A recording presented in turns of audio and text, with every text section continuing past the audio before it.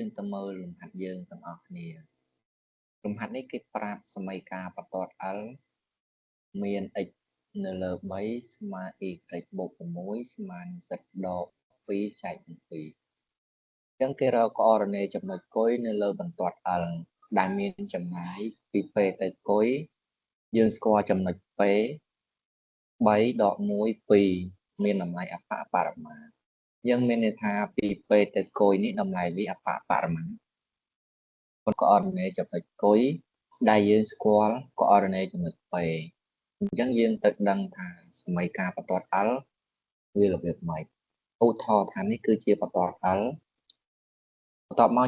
យើងមានចំណុចមួយនៅលើបន្ទាត់ L ហ្នឹងគឺចំណុចអីគេប្រាប់ថា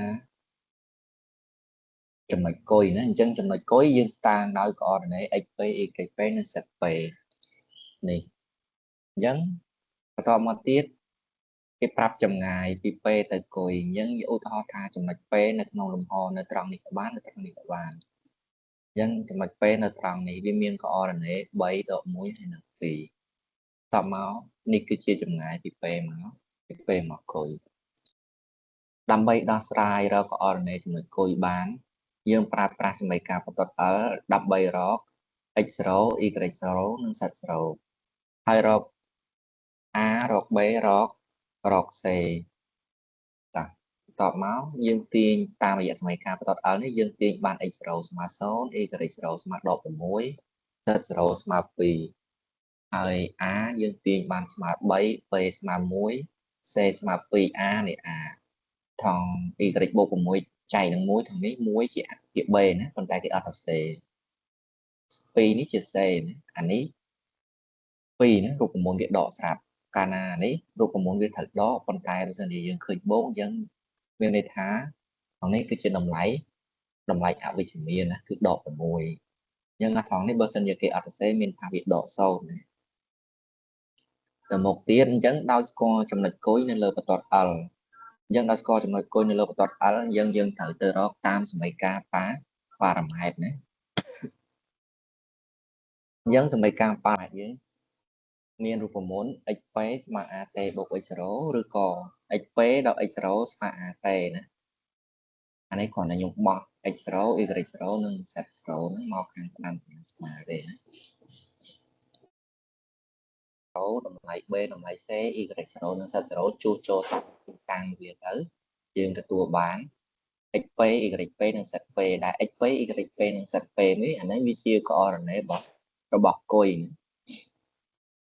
ប៉ុន្តែយើងឃើញថាម៉េចនេះវាជាប់អញ្ញត្តិតែយើងត្រូវ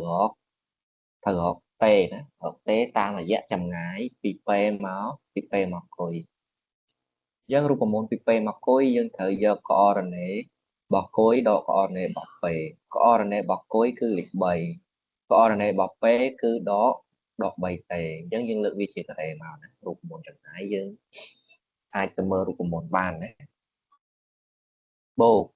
ជាមួយនឹងដក1នេះគឺ coordinate របស់គុយតាមតបមកដក coordinate របស់ P កន្លែង y នេះគឺ t ដក6បន្ទាប់មកយើងគុណសញ្ញាចូលទៅហើយទីសងវាមកណាបាទយើងទទួលបានលទ្ធផលប៉ុណ្ណេះបន្តមកទៀតយើងឃើញថា3ដក3ទេលើជាការ៉េកន្សោមនេះលើជាការ៉េយើងគិតថានេះវាចូលរូបមន្ត a ដក b លើជាការ៉េអានេះចូលរូបមន្ត a បូក b លើជាការ៉េអានេះតួ a គឺដកតេណាបាទយើងស្រាយមកបានប៉ុណ្ណេះណាយើងស្រាយពលាតវាមកបានប៉ុណ្ណេះបន្តមកទៀតយើងស៊ីសងអីហើយគឺយើងបូកថែម14និងដកថែម14ហេតុអីដោយសារតែយើងត្រូវចាប់14នេះជាកត្តាដោយសារតេការ៉េអានេះនឹងសល់2តេអញ្ចឹងយើងសង្កេតមើលអញ្ចឹងអានេះវាចូលរួមមុន a ដក b លើកជាការ៉េនេះអានេះដល់ពេលដែលយើងចាប់14ចេញវានឹងសល់តេការ៉េដក2តេអញ្ចឹងយើងត្រូវបូកថែម1ការ៉េទៅដើម្បីឲ្យវាចូលរូបមន្ត a ដក b លើជាការ៉េអញ្ចឹងនៅពេលដែលយើងចាប់14ជាកតាណានៅពេលដែលយើងគុណចូលមកយើងថែមបូក1ហ្នឹងទៅជាបូក14អញ្ចឹងហើយបានយើងត្រូវថែមដក14វិញ ថែមដកទៅដើម្បីឲ្យវាសម្រួលគ្នាទៅនៅសល់ដូចទម្រង់អាដាមដែលយើងចាក់នេះតមកយើងស៊ីសងហើយនេះខ្ញុំថែមប៉ុណ្នេះតមកយើងស៊ីសងមកនេះបំលែងអានេះទៅជាទម្រង់មួយដកតេលើជាការ៉េអានេះតួ A អានេះតួ B សញ្ញាដកដាក់មកណាពួកអីវាចូលរូបមន្ត A ដក B លើជាការ៉េយើងសង្កេតមើលគេប្រាប់ថាម៉េចនៅក្នុងប្រធានលំហាត់យើងនៅក្នុងប្រធានលំហាត់យើងគេប្រាប់ថាចម្ងាយពីពេលមកគុយនឹងវាមានតម្លៃអបបរមាពេលគុយនេះមានតម្លៃអបបរមាបានលុត្រាតែកន្សោមតេដក1នេះស្មើ0ណាដោយសារអីដោយសារមិនសិនជាយើងឲ្យតម្លៃវាអវិជ្ជមានជួសចូលមកហើយសញ្ញាការ៉េនេះវាបំលែងអាតម្លៃអវិជ្ជមានទៅជាចំនួនវិជ្ជមានទៅពេលហ្នឹងហើយវាលែងជាតម្លៃអបបរមាអញ្ចឹងមានតែ0នេះដែលធ្វើឲ្យកន្សោមទាំងមូលនេះវាមានតម្លៃអបបរមាយើងទាញយកតេដក1ស្មើ0អញ្ចឹងយើងទាញបានតេស្មើ1យើងយកតេស្មើ1មកជួសចូលនៅក្នុងសមីការនេះមកនេះជួសចូលមកឃើញករណីគុយណាបាទ